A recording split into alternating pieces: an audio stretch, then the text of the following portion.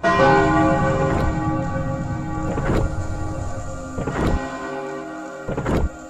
is a charity interview.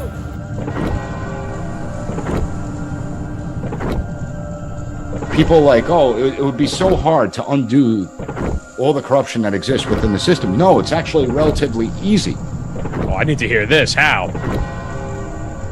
It's not America first to set the conditions that will later harm America. Yeah. Just creating new terrorists for the future. I think that's right. And look, I mean, anybody who is honest and looks at what's happening in Gaza right now has got to be absolutely sickened by it.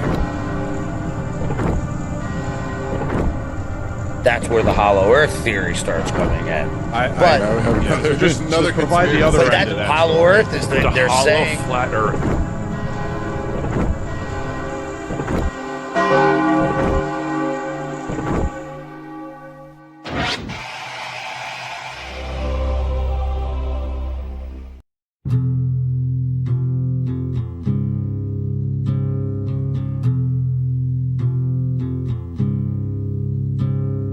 It's one small step for man, one giant leap for mankind.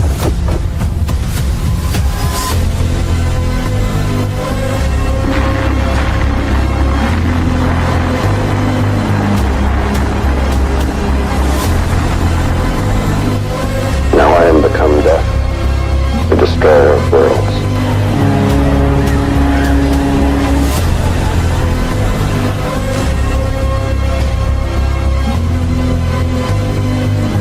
Nation was founded by men of many nations and backgrounds. Have you ever read about the reasons they attacked us? They attack us because we've been over there. Ignition sequence start. 6, 5, 4, 3, 2, 1. We have a liftoff.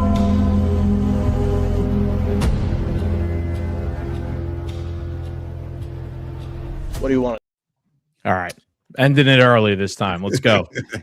What's up, Doom Nation, and welcome back. You are listening to the Two Doom Men podcast. As always, it's Skaggs and yours truly, the captain.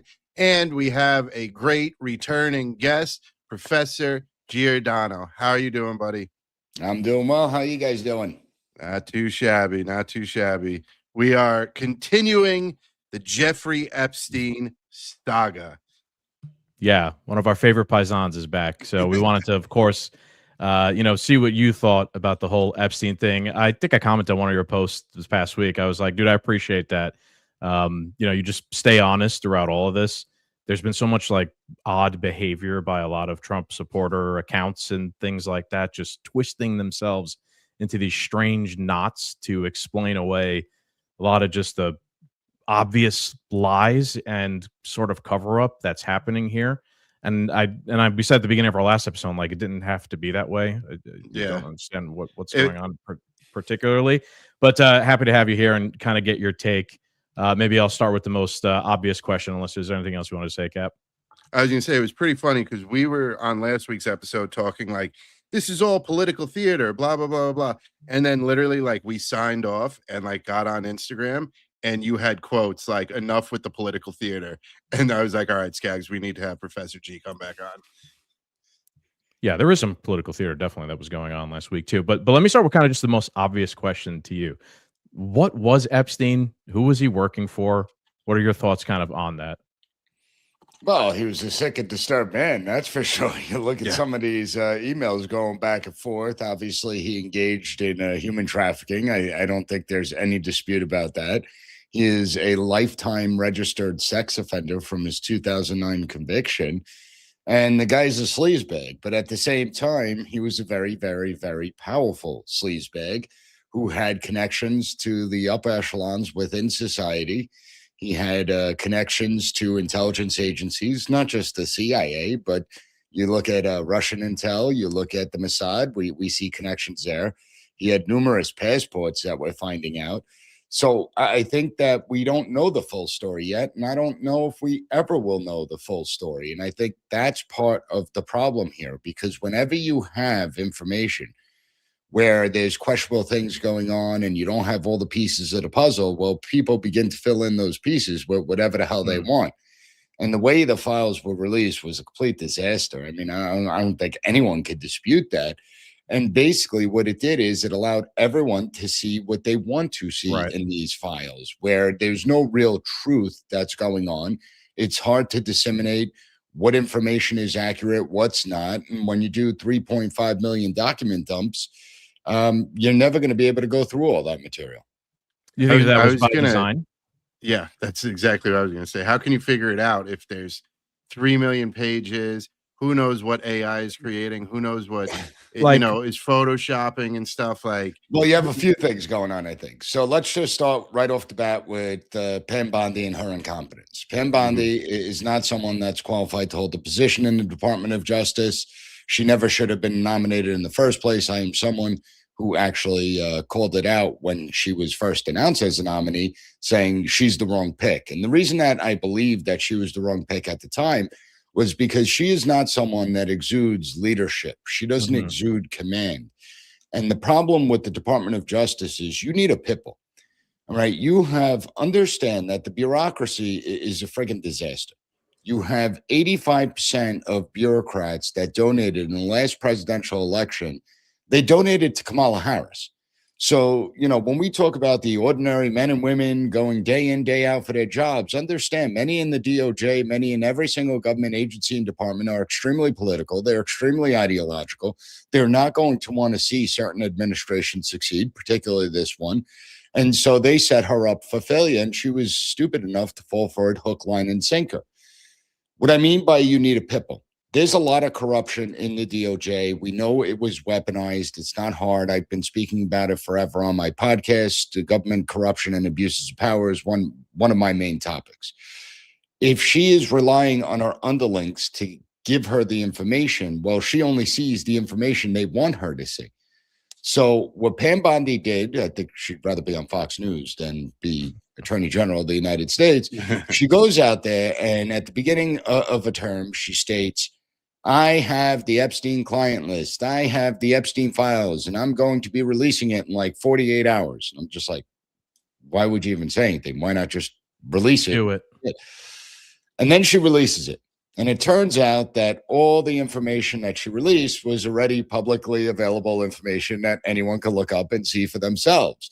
So that immediately tells me right off the bat, one, they set her up for the embarrassment. They wanted her to fail so she loses credibility. Well, whoa. Who's they, though? Like in the underlings in the Department of Justice. Okay. Like the Attorney General is not compiling reports. They don't do that. So what they do is they rely on the people under them and direct them. Hey, I want all the Epstein files, put it in a report, put in the more serious information, what we need to get out there, blah, blah, blah. So obviously someone set her up for failure. The people, and it's not one person that's compiling this type of report. They just gave her information that was already publicly available. And she was so lazy that she didn't even go through the information because a real leader would have went through the information, been like, hey, wait a minute, this was already released. Then call everyone into the office, be like, okay, you three worked on this report, you're fired immediately because you gave me what was already released and you were going to set me up for failure. And I want to know, I want to see every single document that exists on this and blah, blah, blah. She didn't obviously do that. So to me, that right there was she lost control of the Department of Justice. Then when you listen to her, a few months later, it was about September of 2025. She comes out there after the Charlie Kirk assassination, and she talks about prosecuting people for hate speech. Now, under the Biden administration, I slammed him routinely for targeting speech, for the censorship on the tech platforms, for trying to create the Disinformation Governance Board, which was nothing more than a ministry of truth. And I always say that, free speech isn't speech that you agree with. That's easy to do. Free speech is designed to deal with offensive and hateful speech that you have to push back with more speech. She talks about prosecuting hate speech as if it's a crime. And right there alone, well, that was a big second strike for me because an attorney general, she didn't say threatening. She tried to clean it up 2 days later saying, well, I meant threats. But no, she didn't mean threatening speech. Threatening speech is not free speech. It's already illegal. There's already criminal codes in regards to threatening speech. So you had that debacle. Then you have the whole Epstein thing. So first you were going to release the files in the client list, and then all of a sudden it turned into, well, it's not important anymore. No, nobody needs It's to fake. see. It's not So, real. You know, it's all a made up scam that's going on, and you know, people just have been fooled for years. And we just brought up Epstein several times during the campaign just to bring it up, and that's where it started going off the tracks. So Congress, which they're another problem, these idiots, they passed a law. It's only a 4-page law. Everyone should read it. There's no real guardrails on what should be released. It basically states that every single piece of paper that you have in the Epstein files has to be released. So what does the Department of Justice do? Okay, let's just release everything and let's confuse the hell out of everyone. And that I do think is true. Because if you can't differentiate between what's true and what's not, well, it's kind of all discredited in a sense. And listen, there's some really, really, really screwed up stuff that we're seeing in some of these emails. Now, people need to, one, temper their expectations, but they also need to separate out their emotions from crimes and evidence. Those are two very separate things. I think what so far I've been through the some of the documents, what it shows is that you have this elite, powerful cabal of people that engage in the most depraved things, but have they committed crimes? And that I don't have evidence. Like, I don't believe George H.W. Bush raped a 13-year-old, cut off his feet, and ate his intestines. I just don't believe that. I don't believe that, you know, the lifestyle and rich and famous guy, I don't know why I can't think of his name right now, strangled a little child to death as he was raping her in an orgy. Okay, there are certain things that are just too crazy to even understand that, like that there would be evidence of that. There would be something. We talked about that a little bit last week. Or like, just because there's a bunch of stuff in here doesn't mean that every single thing is true. It also doesn't mean that every single thing is untrue, the way some people are trying to portray it. I'd agree with you. I don't know about like eating babies. I mean, I try now anymore not to take for granted how just insane and depraved the powerful are. But yeah, I look at that and I'm like, yeah, I don't know. That seems a bit much. Like perhaps pedophilia stuff. I don't think there's no low. They won't go. I to a certain extent, I agree with you, Chris. But I look at stuff like that and I think, is that stuff even in there to try and discredit the entire thing? Because it just sounds part of it so is crazy. You know, are they going to start? Is there some flat Earth shit in there too, as well? Maybe. Oh, I'm sure there is. All right. Listen, first of all, you have 3.5 million documents. Within literally about 5 minutes of these documents being released, everyone's on X already commenting on them when they haven't even seen them. And listen, no one in a lifetime could get through 3.5 million documents like that. That's not even possible. And then people will be like, oh, well, you just upload it into AI. It's not like it's one web address that contains all these files that could just be downloaded. It's several different web addresses and then all these different files within the web addresses that you would have to upload. These things take time. So when you're looking at it, what happens is it's almost like Puff Daddy, right? Puff Daddy gets arrested. He goes on trial. We all find out about like these freak offs and this baby oil parties that he has. And it's like, wow, you are a really sick person. And then everyone starts talking, oh, we're going to learn about Justin Bieber getting raped, and you're going to learn about how they were molesting kids and raping kids. No, we didn't learn any of that. It turns out that that information was actually just false. It didn't come out at trial at all. No one even alluded to it during their testimonies. Puffy's still in jail. He was convicted on certain things, but it wasn't to the level that people were making it out to be. And I think that's the same with Epstein. Listen, if you have elites engaged in with prostitutes, and those elites are into some really kinky and freaky stuff, which they certainly are when you look at these emails, the fact of the matter is that doesn't necessarily make it a crime. First of all, the individuals would have to know that these girls are being human trafficked. If they don't know that they're being human trafficked, and that's something that's not a crime. What they did, what Epstein did is a crime, and Epstein was charged with it. Now, to me, the biggest thing is anyone that associated with Epstein after 2009, because after 2009, that's when he was a registered sex offender. He was already convicted of sex crimes. And so if you were still associating with him after that, it tells me everything I need to know about you. Another interesting Bill thing Gates. Yeah, well, a number of them. I mean, Bill Gates, the LinkedIn guy. I mean, very powerful Lutnick. people. You have the Obama's lawyer that was involved in this that still wanted to maintain, and they were all kissing his ass. It's really disturbing to watch these emails going back and forth. Now, prior to 2009, what's interesting, about 6 months ago, Mike Johnson came out and he said that, Trump was really an informant for the feds on Epstein. What's interesting is there has been documents that a police chief in Florida in 2006 did receive. Trump called about Epstein, and he said Epstein is engaged in some crazy stuff, and I'm glad you're investigating it, but also look into Ghislaine Maxwell. She is evil.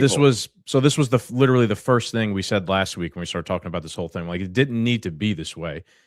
Yes, we're going to criticize Trump here in our episode, but that's because I don't understand why they're doing this. It didn't need to be this way. I'm just saying it didn't need to be this way. Look, we'll start off with that piece of information that, look, he actually did do something about it, or at least tell the police, say something about it way, way back in the day before it was obvious.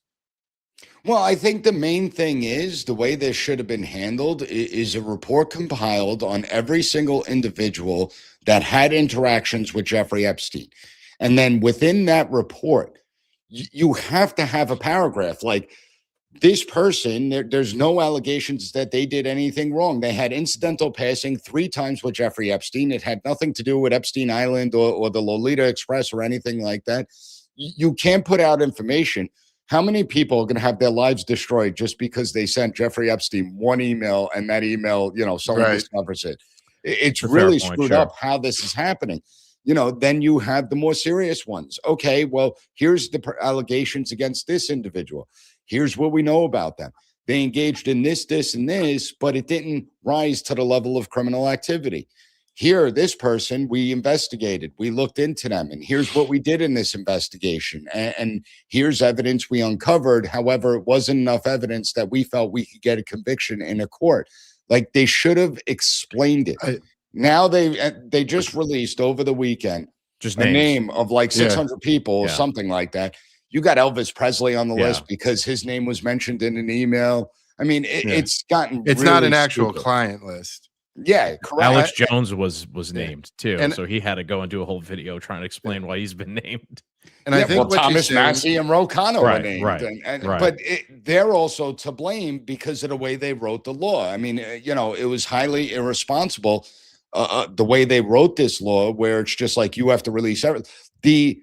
There's a reason investigative files are never really released, and it's because it makes innocent people look very guilty. Because allegations come in against people, you could have crazy stuff. People are nuts out there, and people will call in about the craziest things. They'll make complaints about the craziest things. Well, now all those allegations are in the Epstein files.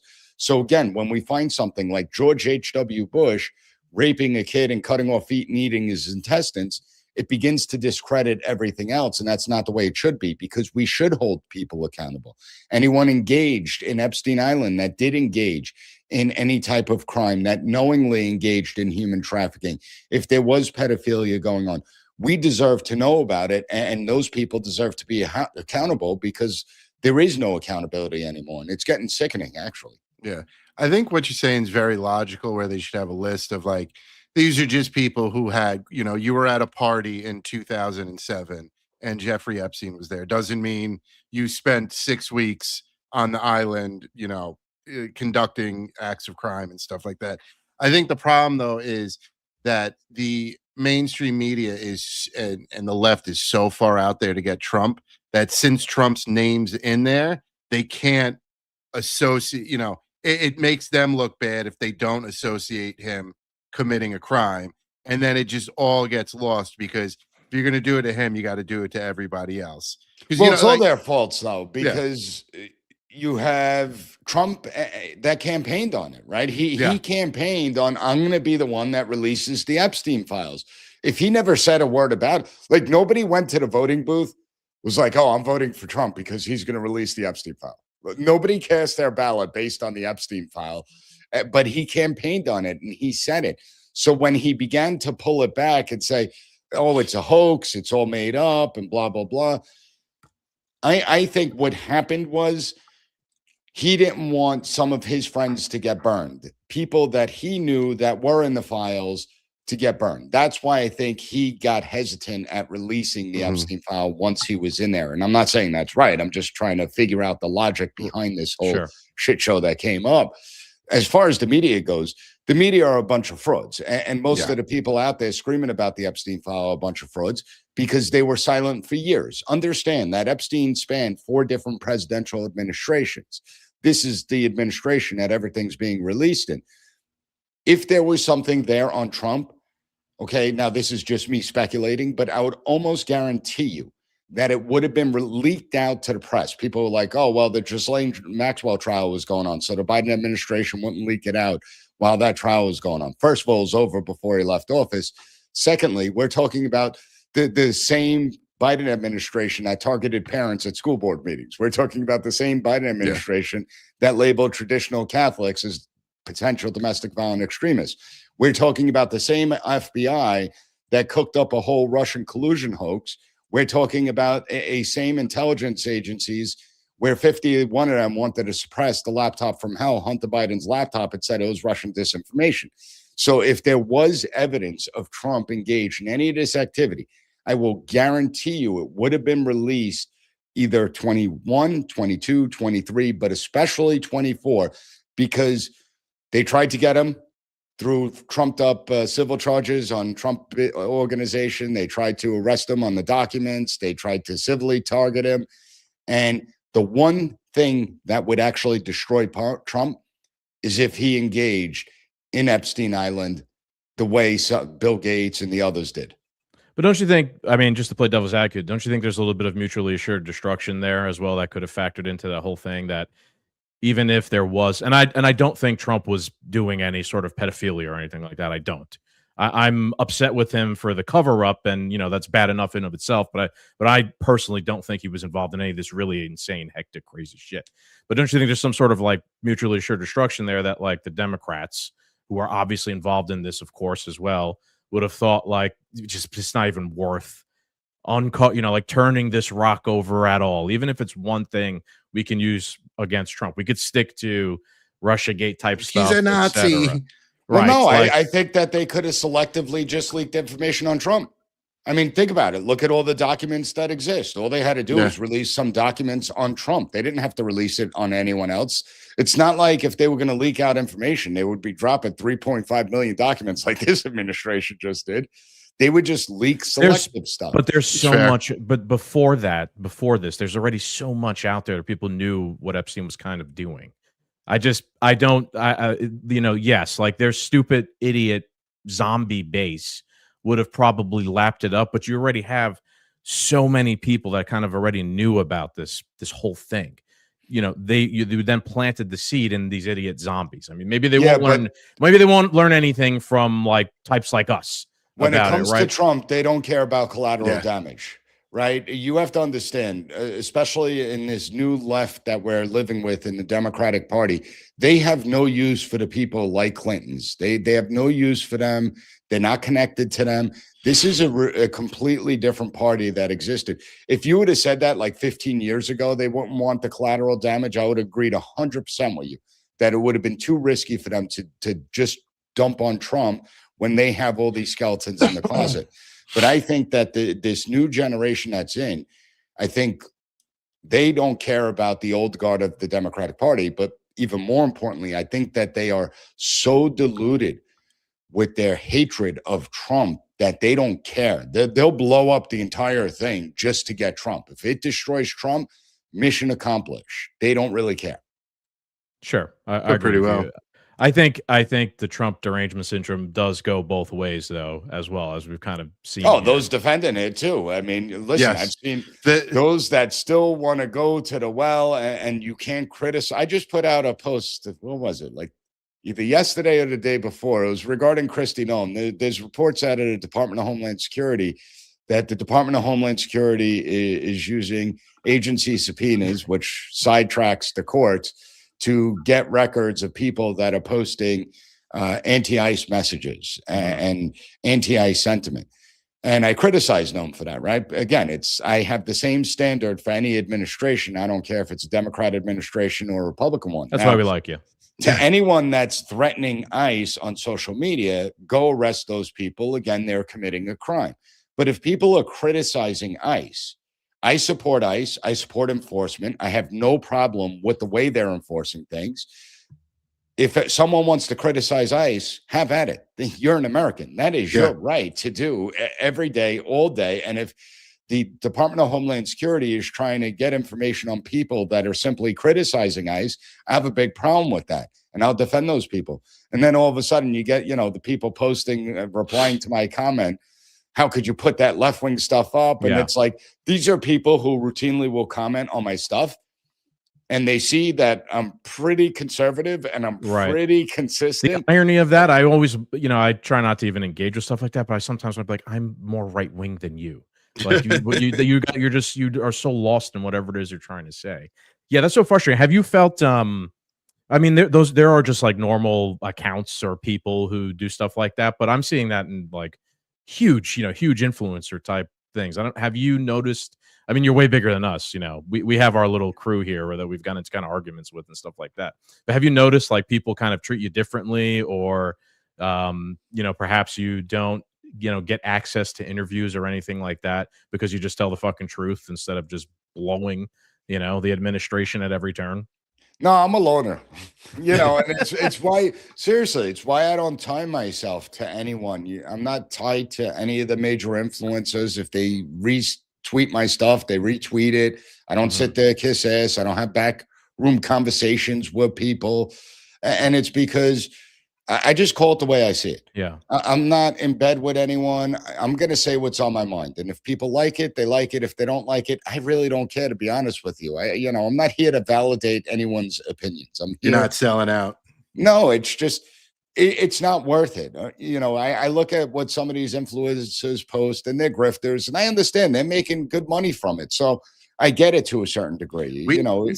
We see some of these influencers that one day will be like, up Steve Bannon's ass on like how he was involved, but then the next day be like, none of the victims were underage. Okay, so it doesn't matter now, right? Like, yeah, I'm seeing that. Because they were adults, it doesn't matter that they were raped or sex trafficked or pawned off and sold. No, okay, we don't need to worry about it now. Right? Yeah. Well, the only thing I'll say about that, first of all, I don't know if you guys heard Bannon's excuse. He was like, well, I was trying to make a documentary. I'm like, really? You going with that one now? Oh, I was cozying up to him because I had to make a documentary. Meanwhile, he's talking about taking down Trump and 25th Amendment and stuff. But the only thing I will say about the girls, the victims of this, is they can release the names if they want to. I understand that civil suits, they sign these non-disclosure agreements and everything. You already had Elon Musk come out and say, I'll pay for whatever. If you get sued, if they come after you and try suing you, I'll pay for your lawyers. If they win a settlement, I'll pay for your settlement. So they should release the names of. Yeah. Can I cut away to a video real quick at this point, because this is a good segue to it. We missed this last week. Go ahead. I don't know if you saw this, Professor Giordano, but now Goldman asked this question. Rep Goldman again. I hate. He's horrible. I know. I hate. Come on, man. I hate showing videos of Democrats asking a good question or something like that. But this is during the Bondi hearing last week, and there were some of these victims that were there, and this speaks to the point. That this was very good. This was well some put. People have made, which is like kind of what you're saying a little bit here, but I've also seen people on our side make the point like, they're the victims are to kind of blame here because they're not doing anything about it. They've signed NDAs, they've been bought off. I'm just like, what? So this kind of spoke to that whole concept, or that like talking point people have been using. Now, would the survivors and victims who are here please stand up one more time? Just by show of hands, how many of you or your loved ones actually have met with the Department of Justice and provided testimony and estimate and evidence? None. And of those of you who have not met, which is everyone, how many of you have reached out either individually or through a lawyer or representative to offer to provide testimony and evidence? All right, if you're listening, every single one raises their hand. And of those of you, all of you who have reached out, how many of you were denied or ignored by the Department of Justice? all of them. And despite the shameful and despicable efforts by Mr. All right. But guys, the Dow was at 50,000 that day. What is your response to that? Because again, to me, now maybe those people are fake. Maybe they're not actually the victims. What the fuck do I know, right? Maybe that's just a bunch of people the Democrats People made in up. white t-shirts. I doubt it. I doubt it. They were there, and they're part of the whole thing. So I doubt that they would go to that extreme length and just walk in a whole bunch of actors or something like that. But why? People are saying that they're making it up. They're not trying to do anything, but there you have it. They were literally just asked, has anyone tried to reach out to the Department of Justice? They all raised their hand. So why isn't right there the Department of Justice could take that and run with the ball and try and do something about this? Can I go scorched earth on everyone? What's that? Can I go scorched earth on anyone? Oh, please. That's what we're here for. So when we look at the congressman, he's a dipshit. Yes, he always has been, always will be. First of all, that was a really unfair question. And the reason it's unfair is because you're making it as if this Department of Justice has been in place for the last 15 years. The Epstein saga has actually been investigated, or at least it was supposed to be investigated, throughout several different presidential administrations. And so the question is, well, if they weren't invited to speak with the DOJ, why weren't they when the bulk of the investigation was going on last administration?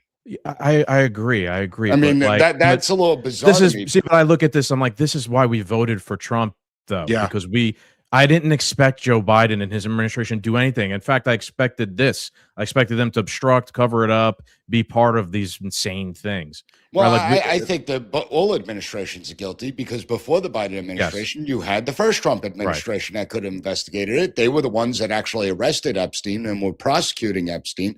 And you would think if you're prosecuting Epstein, you'd actually speak to the victims. What I'm saying is it was an unfair question to Pam Bondi. Pam Bondi's only been there a year and a half. Everything is pretty much has been over with the Epstein stuff as far as Pam Bondi has been there. The investigations were supposed to have taken place already. So you would think that the first Trump administration under Bill Barr, and you would think the Biden administration under Merrick Garland would have actually spoken to these victims. As far as Pam Bondi goes, she's an idiot. Okay, her testimony was absolutely terrible. When she sat there screaming about the Dow being at 50,000, you're not the Treasury Secretary. You're not the Commerce Secretary. I don't care what your opinion is on the market. It was Jerry Nadler asking a question. Now, Jerry Nadler is a clown. He's a Democratic congressman. There's another dipshit. I forgot he was even alive. I know. He died. Well, at least he's not running for re-election, but he's a clown. But he's a member of Congress. Answer his damn question. He asked a very simple question. Has anyone besides Epstein been prosecuted for any of the allegations that exist out there? All she had to say was no. That's all she had to say. No one's been prosecuted. She could have followed it up with, we don't have evidence of crimes of these people committing crimes, and therefore we can't prosecute. We don't think we have strong, solid evidence for the court of law, and we'd lose the case. And that's why we didn't. And isn't that part of the law too, as I understand it? Like if there was something like that, because I understand the nuance of it, right? Like we could be looking, like that list of co-conspirators. Like we could be looking at an old document, then the FBI realized like they were wrong. These weren't actual co-conspirators, they're just people we thought at some period in time during the investigation. But like the law, as far as I understand it, is from I think what Thomas Massey said, is like you're also supposed to disclose if that is the case. And at some point, you guys changed your mind on who, let's say, the co-conspirators were because there was some sort of new evidence you found that exonerated them or something like that. You should be disclosing that as part of it, and they didn't do that as well. To try and capture the context that could be behind that. Again, that's part of the problem. That should have been built into the law, the context aspect. I thought that wasn't built into the law, though. No, it wasn't. I understand. Maybe it's not. Maybe I'm wrong. It was like, just release all the files. I mean, again, it's a 4-page document. Everyone could go out and read it. It was basically release all the files without redactions, yada, yada, yada. You could protect the victim names and stuff like that. But it didn't call for any type of commentary, any type of summary. Okay, explain the situation. Right. And that, again, is a big part of the problem because yeah, people could be engaged in sleazy stuff. That doesn't make it criminal. And if the evidence, put it this way, the federal government only brings charges if they know they could get a conviction. If they're unsure of whether or not they're going to get a conviction, they don't bring the charges. It's why the federal government has a 98% conviction rate whenever they bring the charge, because they have the evidence and there's no way, it's irrefutable. And so we have no idea what evidence really exists because of this. And what you also have is a bunch of people dropping a bunch of fake stuff. So that just muddies the water even more. And then again, you have the influencers coming out on all sides that are saying either nothing happened and everyone's clean and everyone's making too much of a big deal and you're focusing on Epstein too much and need to move on because Republicans are going to lose the midterms. And then you have the other side saying, well, no, it's all Trump. Trump was like this evil dude that was raping kids. And therefore we got to keep this going and we got to keep focusing on it. And it's like, no, we have to actually look at things with a level head. We cannot sweep this under the rug. You sweep this under the rug, it just fills the narrative that, okay, we're just the peasant class, that we get the breadcrumbs they throw to us and they really control everything. There really is this globalist cabal that exists out there. And it feeds into that narrative as opposed to saying, no, if someone breaks the law, we're going to actually prosecute them. It doesn't matter if they're a wealthy billionaire. They may have the lawyers that they can fight it, or it doesn't matter if it's someone that's a bum on the street. We're going to prosecute either way. We should have one standard for everyone. Do you think there's a chance that maybe they just don't give a shit at this point, that they're basically just kind of leaning into like, yeah, we are above the law? And I'm not saying they're like outright saying that, but they are kind of behaving like that. Like, so what? There's nothing you're really going to, yeah, you guys are peasants and there's nothing you're going to fucking do about it at this point. That's something you can like even pass a law and it won't really actually amount to any sort of accountability. Like we were saying last week, like I actually don't think there's going to be any accountability whatsoever. I hate to be blackpilled on it, right? But like these little videos of, you know, Pam Bondi going back and forth and whatnot, like that's it. That's kind of all we're going to get out of this whole thing. A couple of good videos to comment on, and you know, some people look bad, but I think that's like the extent of it. Yeah, well, some people are getting their careers destroyed. That's for sure. They've had to step down and resign. So I guess that's about the best of accountability that we're going to get. To me, it's not enough, but I guess you take what you get. As far as accountability goes, nobody's held accountable anymore. I mean, we've seen multiple crimes committed throughout the last 2 decades at the hands of the government itself, the bureaucracy itself. I mean, for God's sakes, the CIA was spying on sitting members of the United States Senate Intelligence Committee. Not a single person was charged with that. That's Russia illegal. Hoax, the CIA can't do that. Yeah. The Russia hoax. Anthony Fauci, COVID. Yeah. Oh, my God. Don't even get me started with that prick. But when you look at it, I mean, no, nobody's going to be held accountable because we don't have the will anymore to hold people accountable. And I don't believe that it's like this organized conspiracy that exists out there. I think it's just people don't care anymore enough. They just simply don't care. Okay, government could do it at once, and they'll still give government more power. They'll say the government's corrupt, the government's abusive, but let's give it more power, right? Let it get involved in more aspects of our life because it's worked out so well for us. Cap, you've been chomping at the bit. What did you want to say? Yeah, we were talking about Pam Bondi. I kind of feel like she's under the gun so much because at the beginning there were some people who might have championed her as like, oh, we're gonna get somebody in there who's gonna go scorched earth, and then once she shows up out there, like, you know, talking about the Dow being 50, being up 50,000, it kind of just discredit, like the same thing that happens to like Kash Patel. I'll never trust him again. Like he was out there. We have no evidence of what went on with the Epstein files. I looked through all the files. It's not what you think it is. But yet now, 3 million files just came out. Or Dan Bongino, who's now gone back to this space and is like screaming at people like us for being upset with everything. You can't ask questions. You know? And no questions allowed. Dan Bongino's one that, like, he's somebody that really pissed me off. Like, okay, you got into the FBI. So let's just say you're not going to do anything about Epstein. Why don't we do something about Russiagate? Why don't we do something about COVID? Why don't we do something about the 2020 election and the Dominion voting machines? Why don't we do something about when we were completely lied to about the Hunter Biden laptop? Like, here's some things like that we could do. You know what I'm saying? Like, I think you're bringing up something that's really important because a lot of people focus on prosecutions. To be honest, I don't care about prosecutions. Do I want to see people prosecuted and put in prison? Yes, particularly Fauci. If I have one wish, he would be the government official that you throw in jail. But The prosecutions, to me, aren't actually the most important part. It's preventing this stuff from ever happening again, preventing the tools that were used to weaponize our government in the first place. And the fact of the matter is that they could have done it very easily. And I'll give you the standard. See, when you look at the administration, you look at someone like a Pam Bondi, thoroughly incompetent. I think Kash Patel and Dan Bongino were major disappointments. There's no disputing that. And then you look at competent people, right? You look at Marco Rubio, extremely competent, who's in charge of pretty much everything now. But Tulsi Gabbard, I want to focus on her for a second, because to me, she is the gold standard of the administration. Why? Because when she came in, within 3 months, she declassified all the documents that pertain to how our government was weaponized, how the intelligence was weaponized to target political opponents. She declassified it.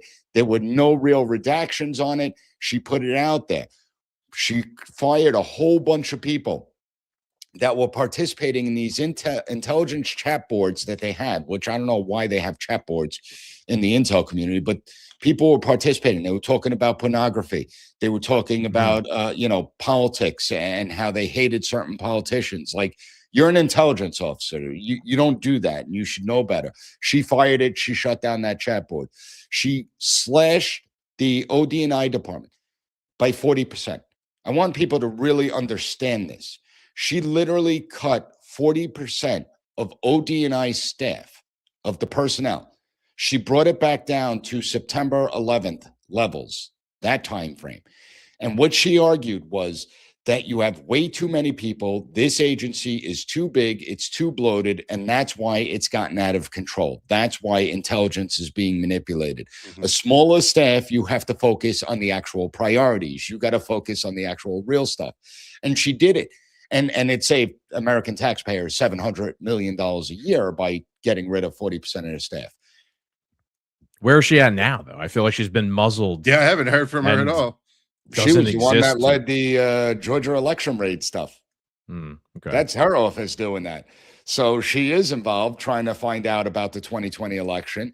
And that's why I like her, because she's not in the news every friggin' day. She's not putting out social media posts every day. She's not going out there cosplaying, putting on, tactical vests as if she's in the field when she's not.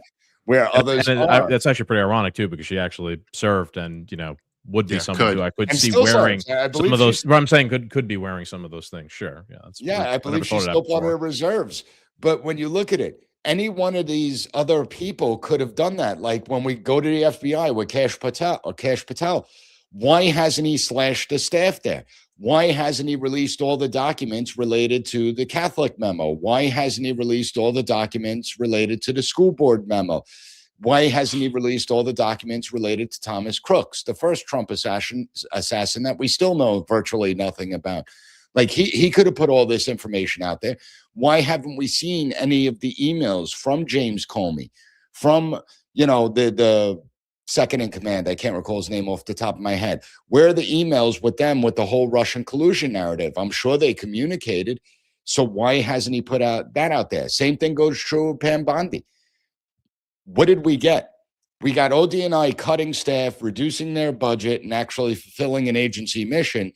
The FBI and the Department of Justice, their budgets have increased. Their staff, their personnel levels have increased. They haven't done a damn thing to reform the system to prevent the weaponization from happening again. And that only tells me one thing, that when you get into power, it's okay because it's our guys that have the power. It's our team that has the power. That's huge, yeah. And so that's okay. But we don't want the other team to have that power. To me, I don't want anyone to have this power. And that's why I call on Congress to actually pass laws, start defunding these agencies, start paring these agencies down, take away their statutory authority in a lot of areas. If they abuse their power, you take some of that power away. Make all these intelligence agencies, who are very powerful and can destroy lives of people, make them have to come back every single 2 or 3 or 4 years to justify why they have certain powers. And if they can't justify it, eliminate it. And I think that the only remedy to this is Congress, because no administration wants to give up the power willingly. Yeah, I was going to say one of my biggest arguments over the past year and a half is like people haven't learned anything from what we've gone through in the past 10 years. And I feel like a lot of people have just taken a back seat because Trump's in the chair now. Your guy's in the chair, so you don't care what happens. It's okay that we act this way because it's our guy. And we forget, like, it's like all of a sudden, like, it's not going to happen like when a Democrat's in office next time. You know what I'm saying? Like, we need to fix these issues now. And you want to do it before the Democrat gets into office, because I will tell you right now, the next time there's a Democrat in office, they're going. It's all coming down on us. I will guarantee you that it's going to make the abuses of the Biden administration look like peanuts. Yeah. Speaking of which, what are your kind of predictions for the midterms? Like, I feel like Republicans are going to get crushed. So because I feel like they have shit on the coalition that they previously built that we were part of. Like me and Cap went to do these things and we're supporting Trump and whatever. You know, a lot of us are now just looking at everything that's occurred and been like, ugh. You know, like it doesn't matter. You know, that's just we were just talking about this. So that's just how we feel. Just like, it's just a sound. And I feel like that's probably felt throughout that coalition that was built up. What is your thoughts? Like, do you think that they've, calling us panicans anytime we bring up a legitimate criticism? If you don't get out there, you have crazy Democrats. It's your fucking fault we're going to lose in midterms. Not us, not the people in power. Me, two idiots. You have 4 people listening. It's our fault.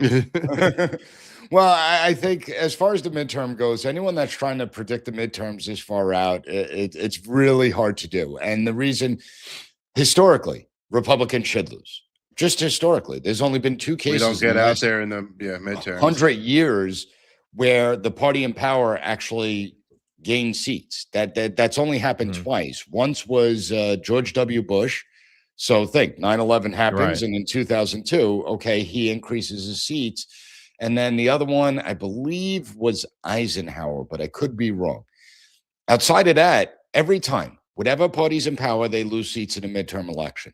Now, this midterm election is interesting because you don't have normal Democrats, right? I mean, these aren't normal people that you have. And if you look at the Democrats, they have absolutely no platform. Like, what are Democrats actually running on? They're still running on men and women's sports. Anti-ICE, They're still, let's defund ICE, defund the police, let's increase taxes. I mean, they don't have a real platform. Impeachment, who the hell wants to go through more impeachment? They're going to impeach Trump like 15 times if they win. On the other hand, Republicans haven't given their voters anything to vote for, and saying, well, the other side is crazy isn't enough to win you an election. Yeah. So Republicans in Congress have to get their butts in gear. I mean, there are simple layups they could do. Like, oh my God, Nick Shirley uncovered, all these billions of dollars in Florida, Minnesota. Let's pass a law and cut the funding. I mean, if you could have $8 billion of fraud taking place, well, let's strip that budget of $8 billion. No, instead, they're passing, bills and spending bills that actually continue that funding, right? Correct. So people like us see that stuff, we get pissed off. Yeah, point makes to that, me not and want you're to called vote. a fucking panicking. Absolutely. That's a losing strategy, obviously. At this point, I don't believe them anymore. Let me look run. at Republicans. I'm more radical than most, so I've They taken had a myself difficult aside. time passing $9 billion of Doge cuts. Like, that shouldn't be a difficult decision in a $6.8 trillion budget. That's a layup. But I think really when it comes down to the midterm elections, I'll know in August or September who's going to win, because, we could talk about all these different issues. At the end of the day, it comes down to the economy. It's all going to depend on how people feel their economic livelihood. Yeah, but I still can't buy a house. So yeah, but if people feel that their economic livelihood is good, if they feel they have more disposable income, if they feel that, they're better off, that's a good sign for Republicans. And there are signals in the economy that things are changing, that the trajectory is changing. Is it going to be enough time? I don't know. We still have the tariff decision that has to come from the Supreme Court. That could change everything. Oh, that would really fuck We things also have up. a gigantic elephant in the room that we haven't discussed yet, but continue. Yeah, but I just think it all comes down to simple economics. That's what most elections come down to. Well, let me Am I run this doing by better you. under Hold this on. administration or not? So, there's all the talk of the SAVE Act where we're trying to get voter ID. I don't know is voter ID coming down? Did they they voted on it, right? And it won. Well, no? they got it's in the Senate now. So they don't have 60 votes. As of right now, I believe they have 50 or 51 votes. In the Senate, you have the filibuster. So in order to break the filibuster, you need 60 votes to get cloture. And that is what ends debate. So you could actually take a vote in this thing. So they're far away from that. Now, Senate Majority Leader John Thune can get rid of the ghost filibuster. The zombie filibuster was created in 1970. So it used to be that if you wanted to filibuster a bill and have an endless debate, you literally have to go on the floor of the Senate and speak the entire time and keep on talking. Then others would have to keep on talking. Well, in 1970s, they put in the zombie filibuster. We're like, yeah, we're just going to make a threat of a filibuster, and that's going to stop debate on this bill. And so But I don't know. Are they banking on the SAVE Act and voter ID for the midterms? That like maybe with voter ID, that's how Republicans, remain in control. Because the law doesn't go into effect, even if it's passed now. I don't believe it goes into effect until the next year. God, I hate politics now. but what I do believe though is that would give Republicans that feel disillusioned by what they're saying, it would make Republicans say, all right, finally, they're doing something that we've been wanting for years upon years. It would go a long way to start energizing the base, because Republicans better wake up. The left wing is energized. Okay, they are going out to the polls. When you have Republicans making fun of the people at the No Kings rally, and I get it, right? It looks like a senior citizens parade going on at these No Kings rally. All them All right, boomers. they're going to have a huge No Kings rally on March 28th. I believe there's going to be another one. The millions of people that are turning out, they're not all paid, right? And Republicans like to be like, oh, they're paid protesters. No, when you have that many people coming out, they're not all being paid. There are many that will be, but they're not all. Those people, if they're taking the time out of their day, a Saturday, to go sit in a stupid friggin' protest that doesn't mean anything, those people are going to the polls in November. So I could assure you that Democrats are going to get an enormous turnout in November, and Republicans better be prepared for that. Now, there is a caveat, right? Because you have people like Abigail Spanberger in Virginia, who ran as a moderate, who won the governorship there. You have Mikey Sherrill of New Jersey, who ran as a moderate and won the governorship there. You have Mamdani, who ran as a socialist, and I'll give him credit because he was honest about it. People are saying, oh, so Virginia now, you're raising literally 51 different taxes you're putting on all these different products and services and fees.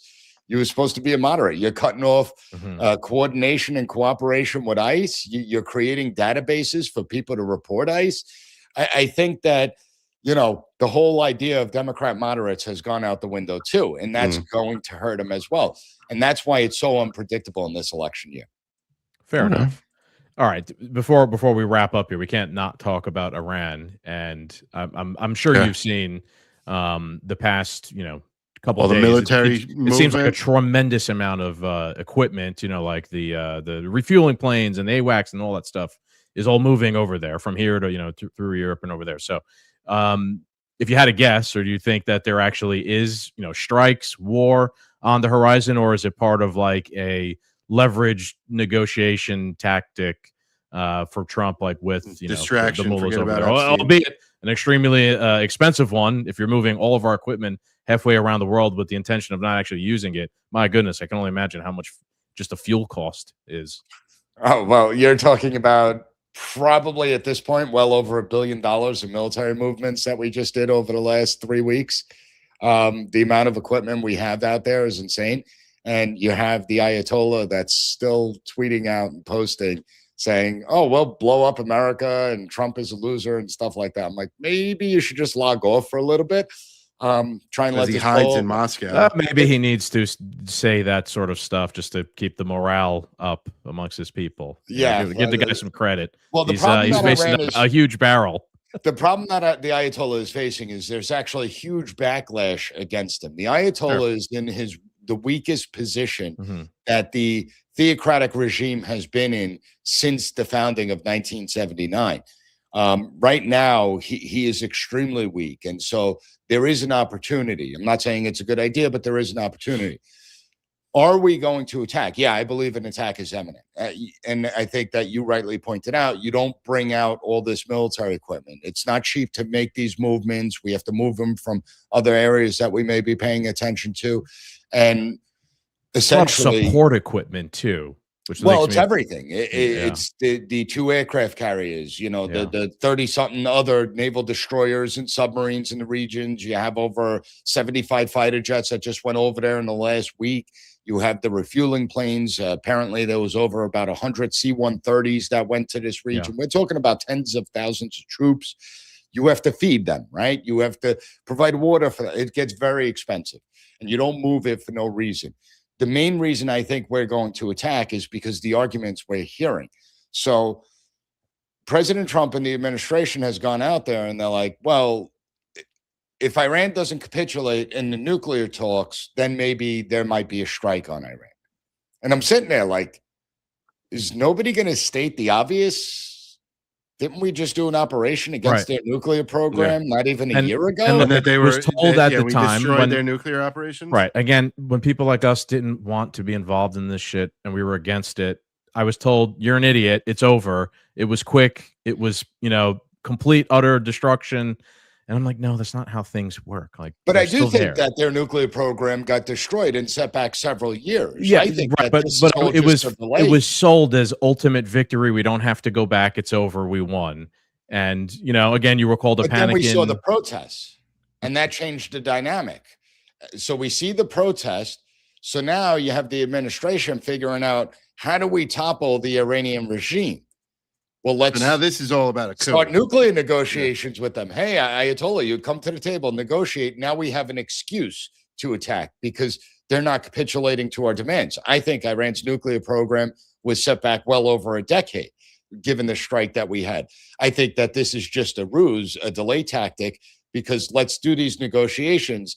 That gives us time to bring our military assets in, our military equipment in, and so be it. Now, is it a good idea?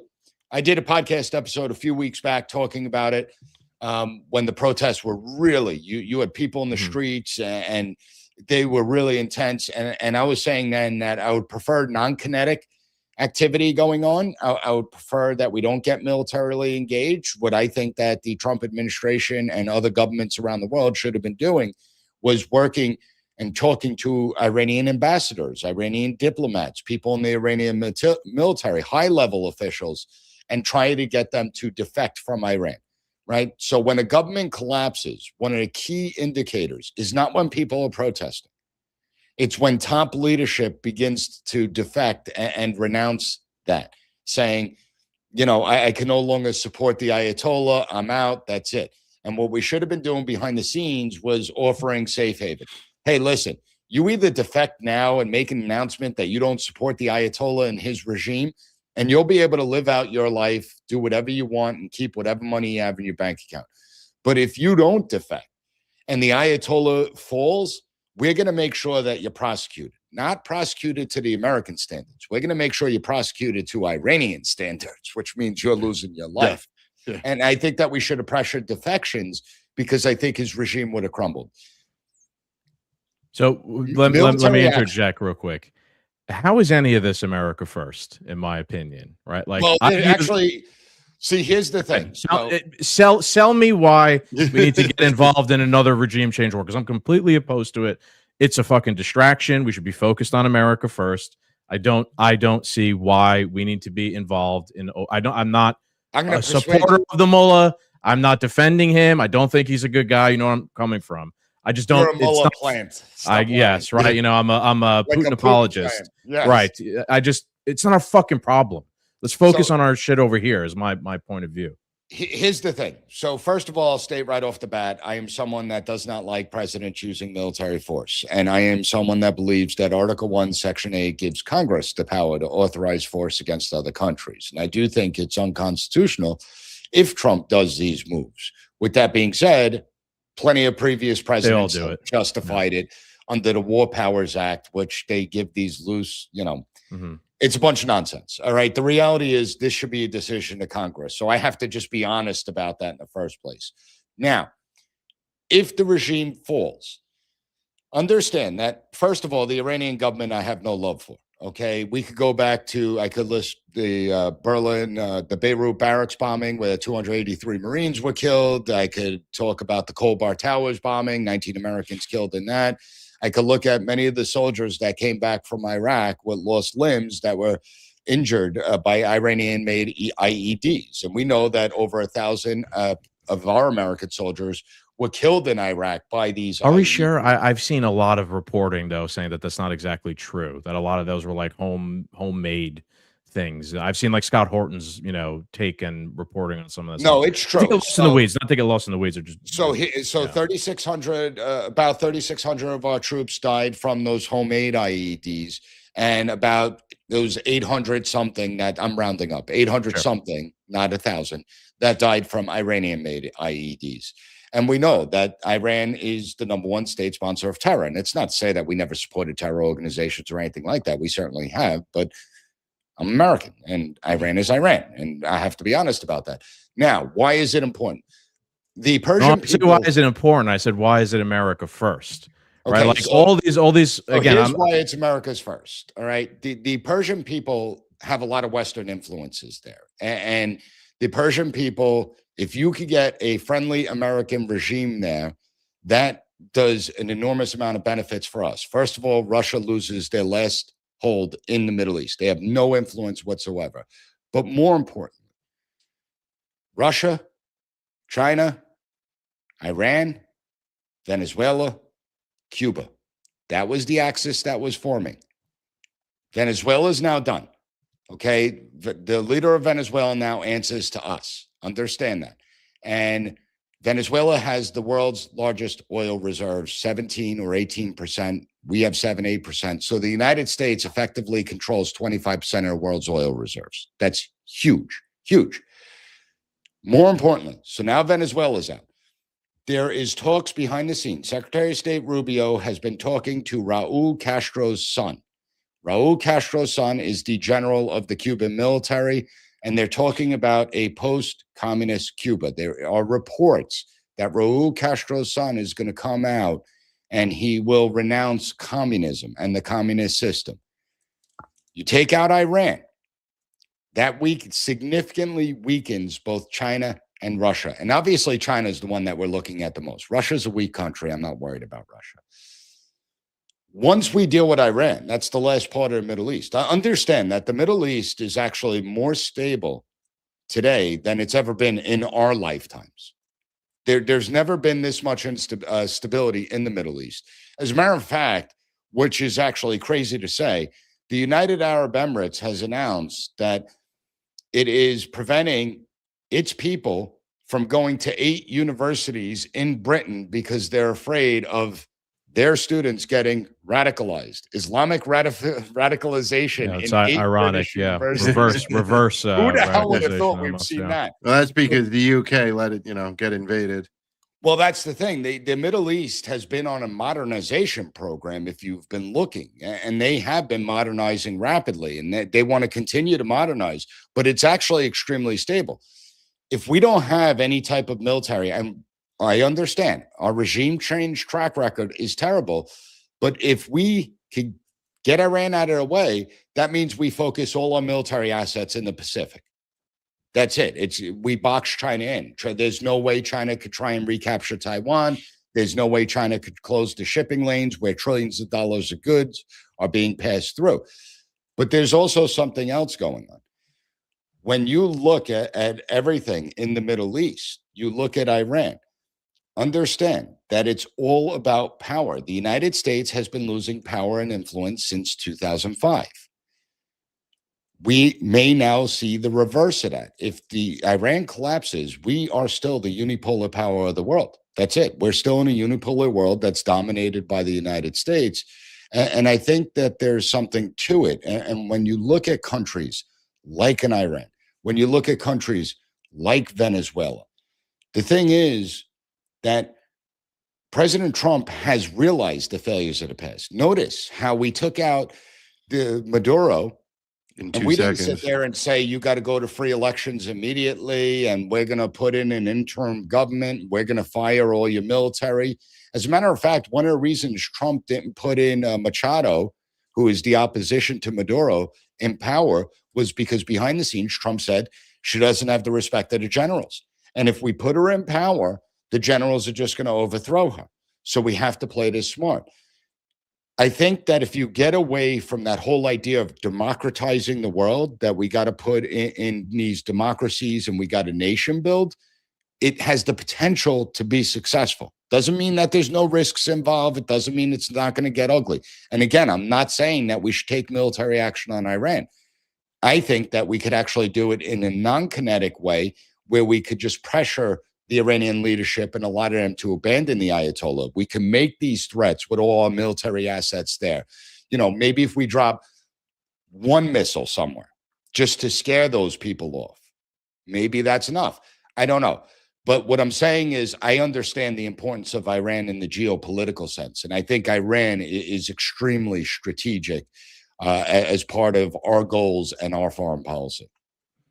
And so I do if Iran falls, that from what you're saying, would really squash any aspects of like World War III, because then it's really just going to be Russia and China versus the world at that point. Yeah, it boxes them in big time. They can't do anything. Russia's right. I mean, listen, Russia is making gains in Ukraine. It was always the bigger, more dominant country. Anyone who thought like Ukraine had a shot, the longer this goes on, the worse it gets for Ukraine. But they're struggling with Ukraine. How are they going to get involved in another conflict anywhere else as they're struggling in Ukraine? China, they want to make money. China is a country, they want to keep their people employed. So they have grown ambitious. There's no doubt about it. But we're just learning that there was a coup attempt on Xi Jinping in China by a Chinese general, 2 Chinese generals that have now been taken out. I won't want to be them right now. But China is not as stable as people think. So if you look at it, if they don't have their partners in the world, well, that's going to significantly weaken them. They lose their influence. And it doesn't mean they don't have any influence. I mean, China with their Belt and Road Initiative is involved in a lot of countries. But it significantly shows that the United States is still capable of controlling the global community, that we're still capable of leading it. And I think that sends a strong message. And I think that that is America first. I also think that controlling the world's oil supplies is America's first as well. If we control 25% now because of Venezuela is pretty much listening to us, well, I don't know what Iran's oil reserves are, but they're an enormous producer of oil and gas. And we know that Trump wants to bring down the prices of oil and gas. Well, what's one way to do it? Well, take 3 countries that have and dominate the markets. Okay, I understand your position. I was going to ask you, so you're just boiling it down to we should just put our thumb on everyone and control the resources and just do the gangster shit because everyone's just doing the gangster shit anyway. Well, isn't that what international politics is all about? Yeah. I guess mean, let's just, be honest. This is why I like you though, because you just say it, right? Like a lot of the other, a lot of the people who advocate for some of these things will just dress it up in a whole bunch of bullshit. They'll talk about liberty and freedom. Right. And no, I don't care about liberty and freedom overseas. I care about it in this country. Right. But I'd rather a government in power that we could actually just dictate to. And I'm not saying I don't want their people to be taken care of, right? I want the Venezuelan people to have an opportunity at life. I want the Venezuelan people to prosper. But I also want a government in power in Venezuela that's going to listen to us and help us out and do essentially what we need to do in the international community. So, I'm not sitting there saying like, yeah, I want people to live under totalitarian regimes. But we saw how democracy worked out in places like Afghanistan, right? Hamid Karzai, who undermined us the whole time, he was democratically elected. You look at Egypt, you had Mohamed Morsi, who was democratically elected. And then what did he do? He undermined us every step of the way as we're giving him $1 billion for his military. So no, let's stop with the nation building. Let's stop with democracy. Let's call world politics what it is. It's a chessboard. It's strategic. And if you want to dominate, you have to actually show that you have, 1, the smarts to dominate, but 2, the capabilities to actually dominate. Well, Fair enough. I'm not saying I agree, but I understand your position, at least, definitely. Well put.